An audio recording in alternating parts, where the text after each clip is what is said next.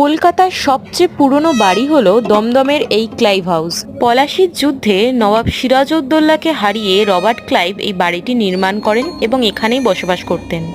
বিল্ডিংটি ৩০০ বছর পুরনো হলেও এর আশেপাশের অঞ্চলে আর্কিওলজিক্যাল সার্ভের দ্বারা খনন কার্যের মাধ্যমে মাটির পাত্র, নরকঙ্কাল ও তরবারি পাওয়া যাওয়াতে তারা জায়গাটিকে ২০০০ বছরেরও পুরনো বলেছেন। প্রায় ৭০% ভগ্নপ্রায় এই দোতলা বাড়িটি গুরুত্বপূর্ণ জাতীয় সৌধ হিসাবে এএসআই এর অন্তর্গত। বাড়ির কাছে এই জায়গাটি একটি বিশাল ইতিহাস বহন করে নিয়ে চললেও গুরুত্ব পেয়েছে তার শুধু কিছু আজগুবি ভুতুড়ে গল্প।